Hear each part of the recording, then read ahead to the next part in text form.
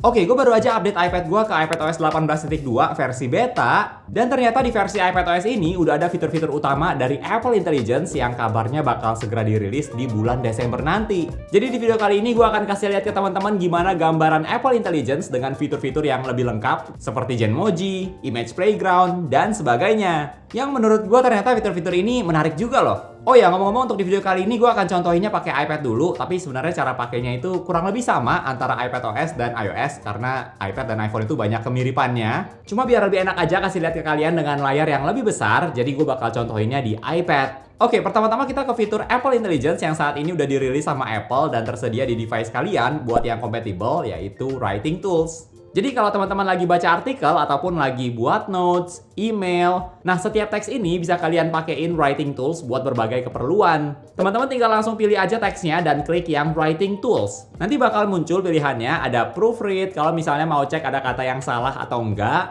Terus ada Rewrite buat minta ditulisin ulang biar kalian ada opsi yang mana nih penulisannya lebih bagus. Terus teman-teman juga bisa pakai Writing Tools buat ubah teksnya supaya terdengar lebih friendly, lebih profesional, atau lebih ringkas juga bisa. Tinggal pilih aja salah satu. Nah, kalau yang di bagian bawah ini, teman-teman bisa minta dibikinin summary atau ringkasan dari teks yang kalian pilih. Terus bisa minta dibikinin beberapa poin intinya aja. Terus bisa ubah teksnya ke dalam bentuk list, dan mau diubah ke dalam bentuk tabel juga bisa. Nah, nggak cuma itu aja, di bagian atas ini juga ada tulisannya Describe Your Change. Yang artinya di bagian ini, teman-teman bisa minta supaya teksnya itu diganti sesuai dengan request kalian. Contohnya kalau gue mau ubah kata-katanya supaya terdengar kayak iklan, nah itu juga bisa nih. Nanti kata-katanya bakal jadi kayak bahasa iklan banget seperti ini. Ngomong-ngomong, ini pas lagi ketik animasi keyboardnya jadi bagus banget loh, nyala kayak gini. Terus kalau teman-teman lihat di bagian paling bawah, ada tulisannya Compose. Nah, kalau ini ada hubungannya sama ChatGPT yang nanti bakal kita bahas juga di video kali ini. Oh ya, sebagai catatan, fitur Apple Intelligence ini nggak ada opsi buat bahasa Indonesia ya. Jadi paling bisa pakai bahasa Inggris atau pilihan bahasa lainnya yang udah tersedia. Mungkin karena masih tahap awal, jadi pilihan bahasanya masih belum terlalu banyak. Tapi semoga aja nanti Apple Intelligence juga bisa support untuk bahasa Indonesia ya. Terus fitur Apple Intelligence lainnya yang juga udah ada dan bisa teman-teman coba di device kalian sekarang adalah fitur Clean Up di galeri foto. Jadi fitur Clean Up ini fungsinya buat hapus objek yang kalian nggak mau ada di dalam foto kalian. Caranya juga gampang banget, tinggal klik icon edit di foto yang kalian pilih, terus tinggal klik Clean Up, dan nanti kadang fitur ini bisa langsung kasih tahu objek mana aja yang bisa dihapus kayak gini. Jadi teman-teman tinggal klik aja kalau mau hapus objeknya.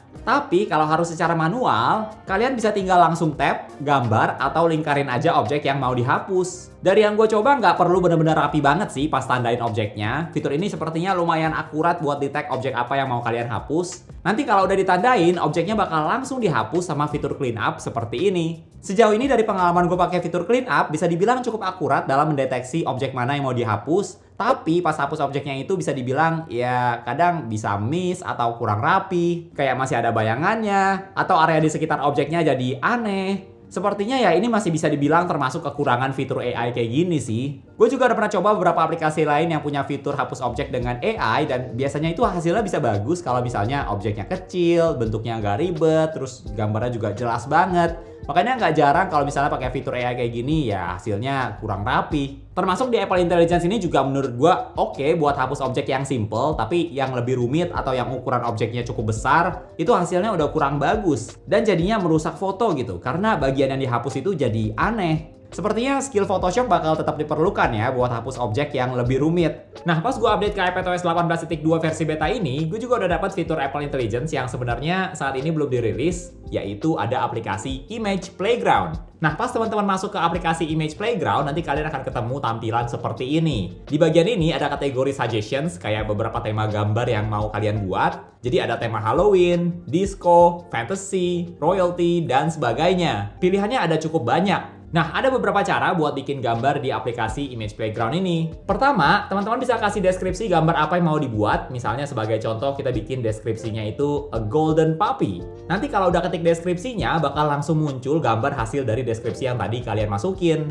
Terus sekarang teman-teman bisa tambahin dari suggestions ini buat bikin gambarnya lebih menarik. Misalnya mau pakai tema kerajaan. Nah, kalian bisa pakai pilihan tema kostumnya yang royalty. Nanti dari kedua kriteria gambar ini, bakal langsung jadi hasilnya gambar anjing kerajaan gitu. Terus teman-teman juga bisa tambahin lagi nih. Misalnya mau dipakein kacamata hitam. Kalian tinggal tambahin lagi suggestions aksesorisnya yang sunglasses. Dan nanti gambar anjingnya bakal pakai kacamata hitam kayak gini. Nah, di bagian gambarnya ini ada tanda jempol buat kasih feedback gambarnya apakah udah bener, udah oke, atau enggak. Terus di bagian gambar ini, teman-teman juga bisa swipe gambarnya ke kiri karena Image Playground ini bakal kasih kalian beberapa rekomendasi gambar. Bisa di swipe terus aja biar muncul gambar yang sesuai dengan ekspektasi kalian. Nah, sekarang kita balik ke bagian bawahnya lagi. Ini ada tulisannya person. Yang kalau kalian klik, ini fungsinya buat ganti tampilan orang yang ada di gambar yang lagi dibuat. Dari segi wajah, warna kulit, dan sebagainya. Dari yang gue coba, fitur ini cuma bisa kalau subjeknya itu orang aja sih. Jadi kalau misalnya benda ataupun hewan itu nggak bisa. Terus kalau kita lanjut lagi ke sebelahnya, ini ada tulisan Style Animation.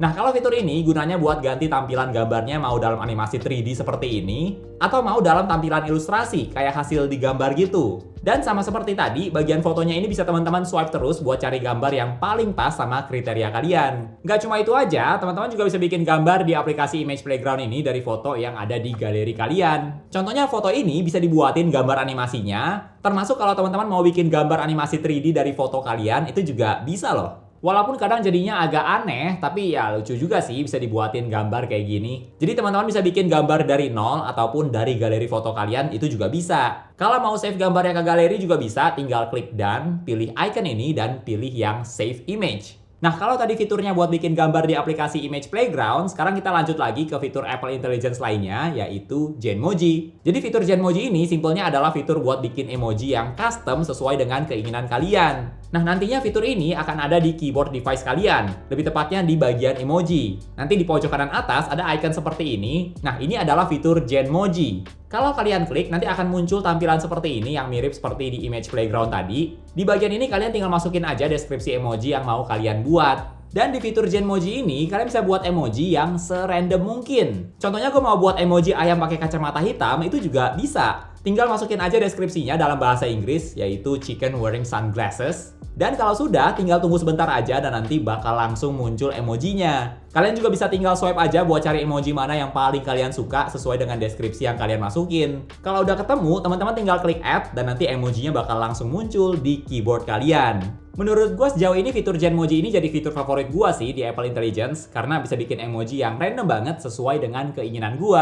Terus masih berhubungan sama fitur image generatif dari Apple Intelligence, gue juga udah cobain fitur Image Wand. Jadi kalau teman-teman lagi tulis atau gambar di Apple Notes, kalian bisa langsung minta dibikinin gambarnya pakai fitur Image Wand seperti ini. Nanti di antara tools buat tulis di Apple Notes, kalian akan ketemu icon ini. Nah, ini tuh buat pakai fitur Image Wand. Teman-teman bisa langsung pakai tools Image Wand ini dengan cara bikin lingkaran di notes yang kosong kayak gini. Terus tinggal masukin deskripsi gambar yang mau kalian buat, dan nanti gambarnya bakal langsung jadi dalam beberapa detik. Atau cara yang kedua, teman-teman juga bisa langsung gambar di Apple Notes, terus kalian pakai pensilnya Image Wand lagi, dan langsung lingkarin aja gambar yang udah kalian buat. Nanti sama seperti tadi, tinggal kasih deskripsi singkat aja tentang gambarnya. Dan nanti fitur ini bakal buatin gambarnya berdasarkan referensi gambar yang kalian buat. Teman-teman juga bisa pilih mau style gambarnya animasi 3D, ilustrasi, atau sketch juga bisa. Dan seperti di aplikasi Image Playground tadi, kalian juga bisa swipe gambarnya buat lihat beberapa opsi gambar yang dibuat. Dan kalau udah pilih gambar yang kalian suka, tinggal klik done. Dan nanti gambarnya akan di-save di Apple Notes kalian seperti ini. Fitur yang sepertinya cukup bagus ya, karena bisa kalian pakai kalau misalnya lagi briefing atau lagi jelasin ke orang. Nah, supaya orangnya ini lebih ngerti atau lebih ada gambarannya,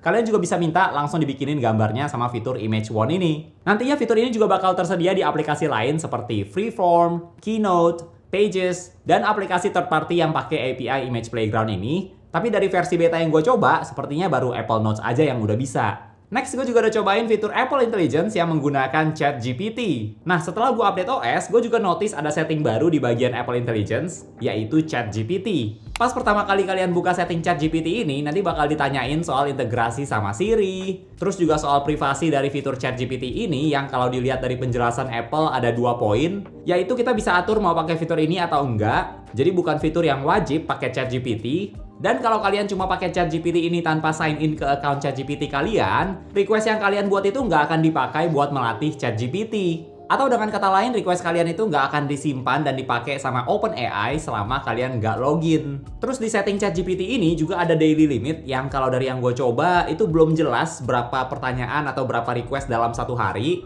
Tapi kalau teman-teman mau pakai lebih banyak fitur dari ChatGPT, di setting ini juga ada opsi buat berlangganan ChatGPT Plus seharga $19,99 atau ya $20 lah per bulan dengan tambahan fitur seperti ini. Jadi sebenarnya fitur ChatGPT ini gratis, tapi kalau kalian mau ekstra fitur, itu kalian perlu bayar seharga $20 per bulan. Lalu di bawahnya juga ada Confirm ChatGPT Request. Jadi setiap kali kalian tanya ke Siri, pertanyaan yang bisa dijawab lewat ChatGPT, nanti akan muncul pilihannya mau dicariin lewat browser atau pakai ChatGPT. Nah, kalau dari yang gue coba, sepertinya ada dua implementasi utama dari fitur ChatGPT di Apple Intelligence. Pertama, kalian bisa minta bantuan ChatGPT untuk bantuan yang berhubungan sama writing tools yang tadi kita bahas. Jadi kalau mau minta tambahin informasi yang berhubungan sama teks yang dipilih, itu juga bisa pakai ChatGPT. Terus fitur Compose yang gunanya buat bikin teks dari nol, nah kalian juga bisa pakai fitur ChatGPT buat misalnya dibikinin cerita, rencana perjalanan, itu juga bisa pakai ChatGPT. Selain buat writing tools, fitur ChatGPT ini juga bisa kalian pakai buat Siri.